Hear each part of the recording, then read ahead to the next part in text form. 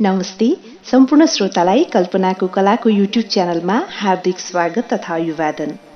यो च्यानलबाट यहाँले साहित्य, कला, संगीतका विविध पक्षहरूको प्रस्तुति सुन्दै आउनु भएको छ। यही क्रमलाई निरन्तरता दिँदै आज फेरि कल्पना अधिकारीद्वारा लिखित एउटा नयाँ कथा यहाँहरूमाझ वाचन गर्दैछौं। आज हामीले कल्पना अधिकारीको पहिलो कथा संग्रहबाट कथा वाचन गर्दैछौं।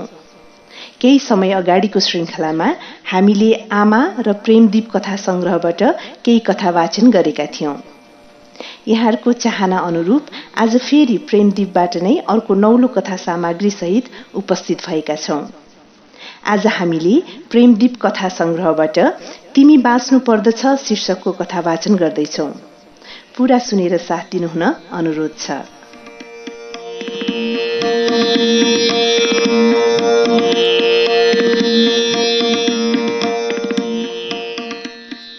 आमा, ए आमै, तिमीलाई के भयो?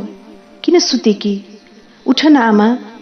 आमा, यसरी चिच्चाई चिच्चाई रोइरही सुन्तली। सुन्ने जति सबैको हृदय कुडियो, तर सुन्न सकिन सुन्तलीकी आमाले। एकपटक चारैतिर शून्यतामा आँखा घुमाएर सुन्तलीकी आमाले सबैसँग बिदा लिइन्, सधैँको निम्ति। सबैजनाले सुन्तलीलाई सम्झाए, तर सुन्तली धेरै रोई। उसलाई लाग्यो उसकी आमालाई अब उसले कहिल्यै पाउने छैन। समय एउटा यस्तो मलम हो कि यसले हृदयको गहिरो भन्दा गहिरो घाउ पनि पुर्दै लैजान्छ। समयको यस छालले सुन्तलीको हृदयलाई पनि सुमसुम्याउन थाल्यो। केही दिनमा नै सुन्तली साथीहरूसँग खेल्न जान थाली। कहिलेकाहीँ आमालाई सम्झेर नरोइकन बस्न पनि सक्दिनथ्यो। रुन्थी धेरै बेरसम्म।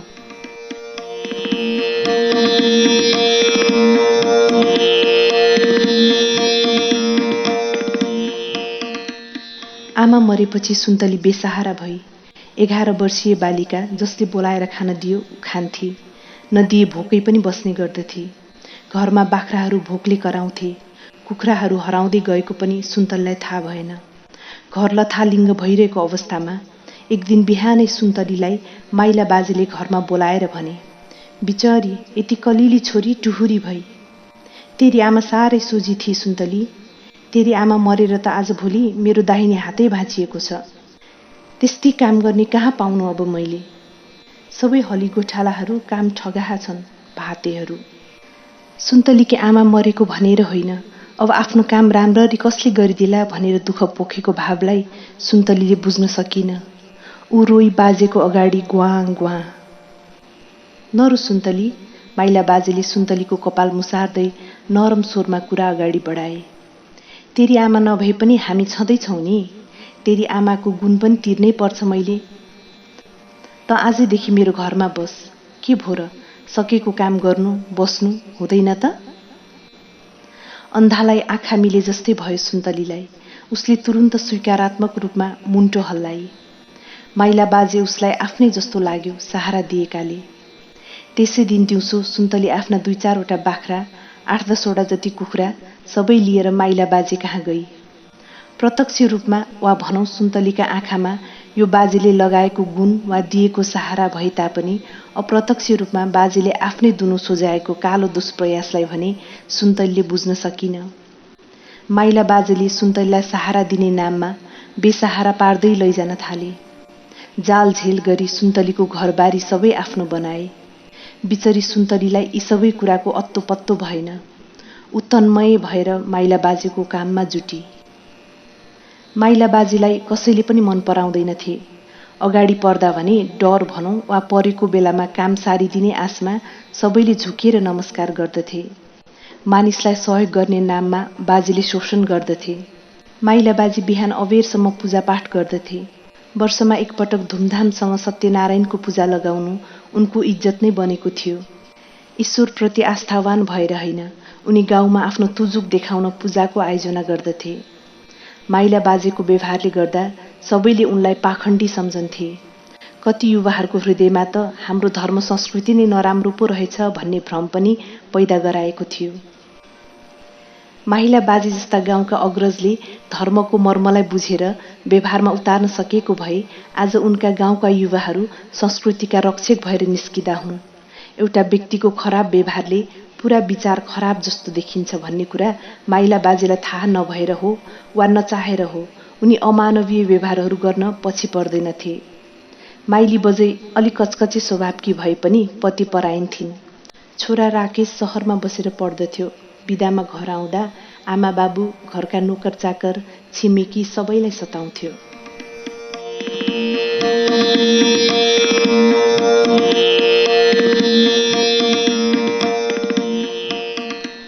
सेकेन्डहरू मिनेटमा, मिनेटहरू घण्टामा परिवर्तन हुँदै दिन पनि बित्दै जान धेरै बेर लागेन। सुन्तली पनि आफ्नै गतिमा बिस्तारै बिस्तारै समयको छालसँग हातेमालो गर्दै सुस्त सुस्त जवानीमा कदम राख्दै थिए।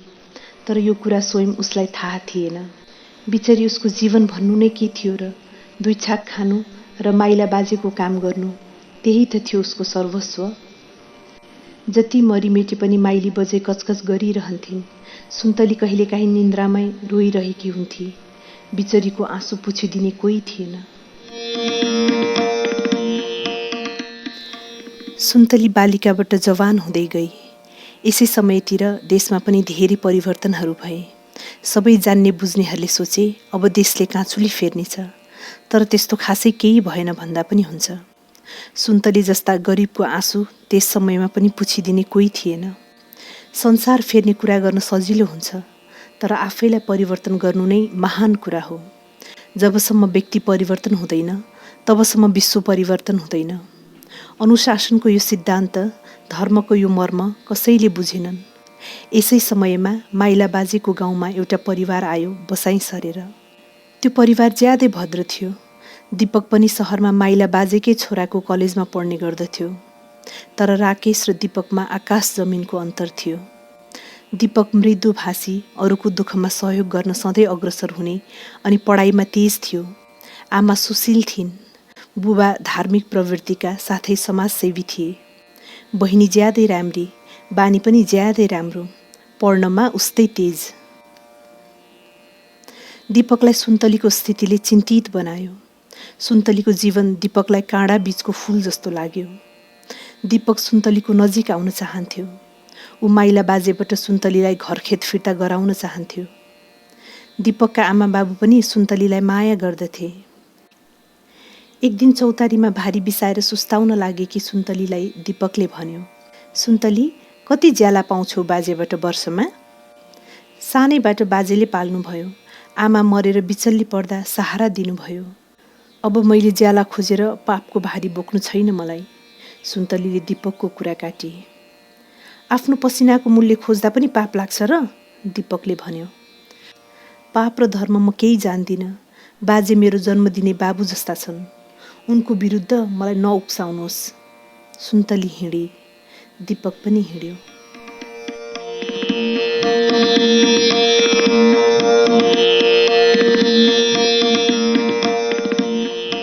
दीपक बिदामा घर आउँदा मौका पारेर सुन्तलीलाई भेट्थ्यो अनि थुप्रै मनछुने प्रश्नहरू गर्थ्यो।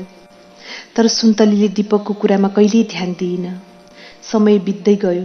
राकेश बिदामा घरमा आउँदा जाँदा उसको मनमा सुन्तलीको चढ्दो बैंसले कब्जा जमायो।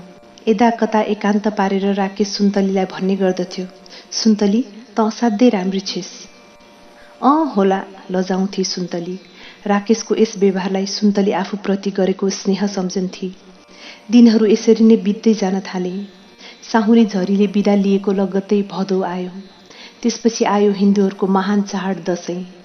सबै हर्षित छन्, सबै आनन्दित। दशैंको टिकापछि माइला बाजे बजैसहित दाजु भाउजूको हातको टिका लगाउन पोखरातिर जाने भए। राकेशले जान मन गरेन। माइला बाजेले कर गरेनन्। अब घरमा राकेश नै सर्वेसर्वा भयो। उसको मनमा पापले जरा गाड्दै गयो। बेलुका सबै घरधन्दा सकेर सुन्तली आफ्नो ओछ्यानमा ढल्केकी मात्र थिए। राकेशको आवाज उसको कानमा पर्यो, सुन्तली, ए सुन्तली। सुन्तली हतार हतार राकेशको कोठामा दाखिल भई। राकेशले नम्र स्वरमा भन्यो, आज किन निदाउरी भएकी? सन्चो छैन कि कसो? होइन, सन्चै छु, सुन्तलीले झिनो उत्तर दिए। सत्रमा भर्खर भर्खर मात्र कदम राखेकी सुन्तली गरिब भए पनि रूपकी असाध्यै धनी थिए। राकेशले सुन्तलीलाई एकटकले हेरिरह्यो। यसरी एकटकले आफूलाई हेरेको देखेर सुन्तलीमा सङ्कोच भए र स्वाभाविक लज्जा उत्पन्न भयो। उसले शिर तल गरेर सोधी, राकेश दाजु, मलाई किन डाक्नु भएको? ए, असाध्यै कपाल दुख्यो, एकछिन टाउको दाबिदेन, सोझी सुन्तलीले आज्ञा सिरोपर गरी। अब राकेशको मनमा उब्जिएको भावना, उसको त्यो घिनलाग्दो चाहना पूरा गर्नमा कसैले रोक्न सक्दैनथ्यो। सुन्तली, त असाध्यै राम्री छेस, राकेशले सुन्तलीलाई अँगाल्यो। छोड्नुस् दाजु, यो के गर्नुभएको? सुन्तलीले रुन्चे र त्रसित स्वरमा प्रतिरोध गरी। तर यौन पिपासु राक्षसले केही सुनेन। सुन्तलीको बिन्ती पुकार व्यर्थ भए। अन्त्यमा त्यस पापीले यसो भन्यो, कतै यो कुरा नगर्नु, आमा बुवा आएपछि उहाँलाई भनिस् भने पनि राम्रो हुँदैन, बुझिस्? सुन्तली रातभरि रोइरही। आज आफ्नो सतीत्व गुमाएपछि मात्र सुन्तलीले राकेशको वास्तविक रूप देखी। सुन्तली रोइरही। उसलाई संसारै अँध्यारो लाग्यो। रुँदा रुँदै बिहान भयो, तर सुन्तलीको मन भने मध्यरात जस्तै अन्धकार थियो।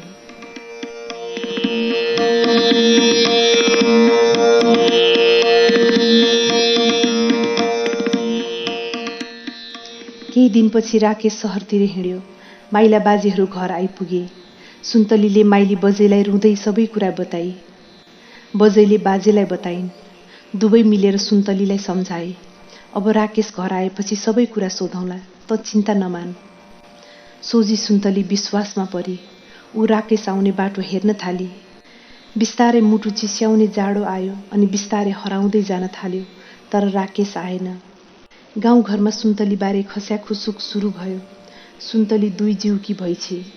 एक दिन राति अबेरसम्म माइला बाजे र बजैले ओछ्यानमा खासखुस गरे सुन्तलीको बारेमा। भोलिपल्ट आफ्नै खेतबारीमा काम गर्ने रिठ्ठेलाई सुन्तलीसँग बिहे गर्ने करकाप गरे, प्रलोभन देखाए एवं भनेको नमानी नराम्रो हुने चेतावनी दिए। माइली बजेले सुन्तलीलाई कोठामा डाकेर भनिन्, अब त छोरी ठुली भई बिहे गरिदिन्छु ल। सुन्तली जिल्ल परे। राकेश आएकै छैन, यो के कुरा हो? राकेश दाजु कहिले आउनुहुन्छ? सुन्तलीले मुख खोली। बहिनीको बिहेमा दाजु त आइहाल्छ नि, तँलाई हामीले सोझो केटा हेरेका छौँ, त्यही क्या त हाम्रै रिठ्ठे, माइला बाजेले कोठामा प्रवेश गर्दै भने। बाजे, यो के भन्नुभएको? सुन्तलीले विरोध गरी, तर सबै बेकार भयो। बाजे बजै दुवैले अन्त्यमा यसो भने, हामीले भनेको मान्ने भए मान, होइन भने हामी जिम्मेवार छैनौँ, जहाँ जान्छेस् जा। आज आएर सुन्तलीले बाजे बजैको असली रूप देखी। उसले आमा बाबु मानेका मानिस कस्ता रहेछन् थाहा पाई।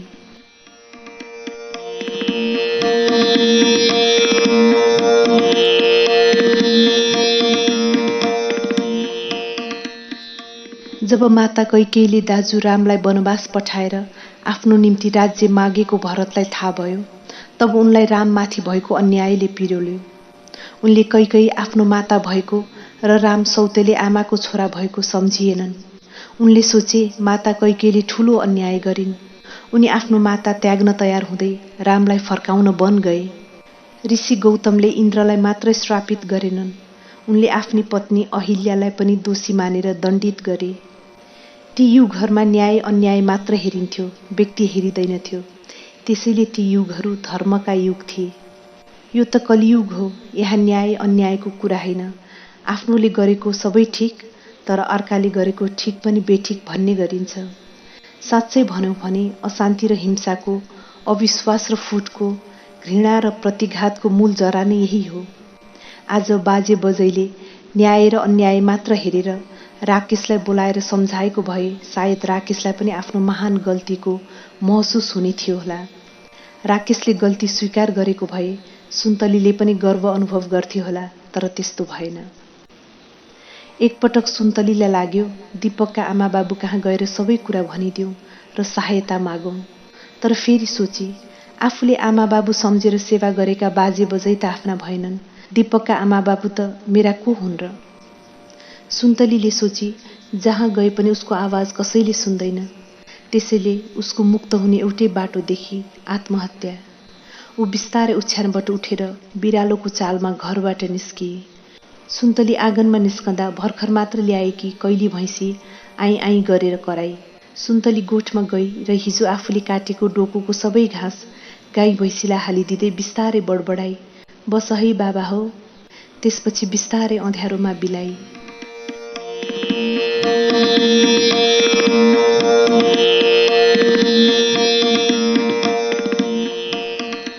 मृत्युको मुखमा पसेर शान्तिको सास फेर्न चाहेकी सुन्तलीले एकपटक राकेशलाई सम्झेर लामो निश्वास फाली। उसलाई संसारका सबै लोग्ने मान्छेप्रति घृणा जागेर आयो। तत्काल सुन्तलीको मनमा दीपकको हँसिलो अनुहार छायो। उसले सोची, यतिखेर दीपक भइदिएको भए सायद उसले केही गर्थ्यो कि। तर फेरि सोची, दीपक उसको को हो र? के थाहा दीपकले पनि मलाई दोषी सम्झेर घृणा गर्थ्यो कि। जे भए पनि दीपकको अनुहारले सुन्तलीको मनबाट लोग्ने मान्छेप्रतिको घृणा कम गरायो। उसले आफ्नी आमालाई सम्झेर नुनिला आँसु खसाल्दै भिरको छेउमा पुगेर आँखा बन्द गरी। हाम फाल्न खोज्दा सुन्तलीलाई कसैका दुई हातले च्याप्प समात्यो। सुन्तली झस्किएर कहाली, किन जीवन फाल्न खोज्यौ सुन्तली? के पर्यो त्यस्तो तिमीलाई? परिचित स्वर सुनेर सुन्तली झस्के। दीपक तपाईँ यहाँ कसरी? सुन्तलीको मुखबाट अनायासै निस्क्यो मायालु बोली। म हिजो बेलुका मात्र घर आएको थिएँ। आमा बुवाले तिम्रो बारेमा सबै कुरा भन्नुभयो र हामीले भोलि तिमीलाई बोलाएर सबै कुरा बुझ्ने, त्यसपछि तिम्रो निम्ति जे गर्नुपर्छ त्यही गर्ने निर्णय गर्यौं। तिम्रो कुराले मलाई निन्द्रा परेन। म दिक्क भएर बाहिर निस्किएको थिएँ, तिमीलाई देखेँ र तिम्रो पिछा गरेँ। भन सुन्तली, किन यसो गर्यौ? दीपकको बोलीमा मर्माघात थियो। सुन्तलीले दीपकलाई सबै घटना बताई। व्यथित बन्यो दीपक, रोई सुन्तली। दीपकको युवा हृदय राकेश र उसको परिवारप्रति घृणा र प्रतिशोधले भरियो। रिसले दारा किर्दै दीपकले भन्यो, सुन्तली, त्यस पापीलाई पापको सजाय अवश्य मिल्नेछ। सुन्तलीले रुँदै भने, मलाई मर्नु दिनुस् दीपक, म बाँचेर धरतीको बोझ बन्न चाहन्न अब। किन मर्ने तिमी? किन तिमी धरतीको बोझ बन्ने? तिमी आफै धरती हौ सुन्तली। तिमी मर्यौ भने त्यस पापीले अरू पनि चेलीहरूलाई लत्याउने साहस गर्नेछ। तर तिमीले दृढ भएर प्रतिरोध गर्यौ भने त्यस पापीले अवश्य सजाय पाउनेछ। अहिले हाम्रो देशमा पनि महिला हित सम्बन्धी धेरै कामहरू भइसकेका छन्। धेरै महिलाहरूले तिमीलाई साथ दिनेछन्। तिमी मर्न पाउन्नौ सुन्तली। नारी अस्मिताको रक्षा कवच बनेर तिमी बाँच्नु पर्दछ। सुन्तली, दीपकले सुन्तलीको अनुहार आफूतिर फर्काउँदै भन्यो, हेर सुन्तली, रातसँग डराएर मर्नेहरू बिहानीको सूर्यको सुन्दरता देख्न पाउँदैनन्। यो संसार वीरहरूको हो। तिमी पनि वीर भएर बाँच्नु पर्दछ। दीपक, यो संसारमा म कसरी बाँच्छु? रुद्ध स्वरमा बोली सुन्तली। सुन्तली, तिमी साहस गर। तिमीलाई हजारौं हातले साथ दिनेछन्। विश्वास लाग्दछ भने अहिलेलाई समाऊ यो दाजुको हात। म सम्झनेछु, मेरी एउटी बहिनी थिए, दुईटी भए। तिमी जसरी बाँच्न चाहन्छौ त्यसरी बाँच्न सक्छौ। देशमा भएका महिला सम्बन्धी कानुन पनि त कमजोर कहाँ छन् र? त्यसलाई व्यवहारमा उतार्ने हिम्मत त आफैमा हुनु पर्यो नि, होइन? फेरि आफू जस्तै दुःखमा परेकाहरूलाई हातेमालो गर्ने महान उद्देश्य बोकेर बाँच्न सकिन्न र? सकिन्छ, सुन्तलीले दृढ स्वरमा जवाफ दिएर दीपकको अनुहारमा हेरी। त्यहाँ उसले देखी हजारौं आशाका किरणहरूलाई। उसले सोची, दुवै पुरुष तर कति अन्तर। एउटा नारीको अस्मितालाई लत्याउँदै हिँड्ने नालीको हिलो, अर्को त्यही हिलोमा फुल्ने कमल जस्तो शीतल, शान्त, सुन्दर। आज कति नारीहरू पुरुषलाई दोषी देख्दछन् अनि कति पुरुषहरू नारीलाई गलत सम्झन्छन्। मानिस असल र खराब लिङ्गबाट हुँदैन, न त जन्मबाट। ऊ चिनिन्छ आफ्नै कर्मबाट। सुन्तली बिस्तारै दीपकको छातीमा टाँसिए। दीपकले बिस्तारै सुन्तलीका आँखा पुछिदियो।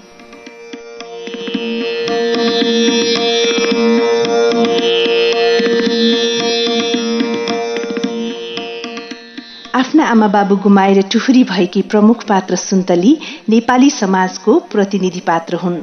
सुन्तली मार्फत लेखकले समाजमा व्याप्त विसङ्गतिलाई कलात्मक ढङ्गले प्रस्तुत गर्नुभएको छ।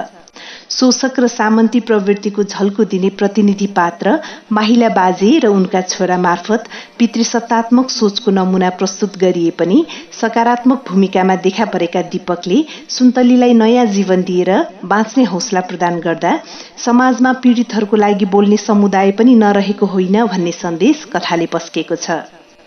सुन्तलीले अन्याय विरुद्ध डटेर सामना गरेर अगाडि बढ्नुपर्ने सुझावको साथमा तिमी बाँच्नु पर्दछ शीर्षकको कथाको वाचन पूरा भएको छ। सामाजिक कथावस्तुलाई लिएर तयार भएको तिमी बाँच्नु पर्दछ कथा यहाँलाई कस्तो लाग्यो? हामीलाई अवश्य पनि लेखेर पठाउनुहोला। मन परेको छ भने एक लाइक अवश्य पनि गर्नुहोला। यहाँको सुझाव तथा प्रतिक्रियाको प्रतीक्षा रहिरहनेछ। साथै कल्पनाको कलाको युट्युब च्यानललाई सब्स्क्राइब नगर्नु भएको भए सब्स्क्राइब गर्नुहुन र आफन्त र साथीभाइ माझ पनि शेयर गर्नुहुन हार्दिक अनुरोध गर्दछु। यहाँको चाहना र समय सान्दर्भिक सृजना आगामी दिनमा पनि लिएर अवश्य पनि उपस्थित हुनेछौँ। आजको लागि बिदा माग्छु। यहाँको समय शुभ रहोस्। नमस्ते।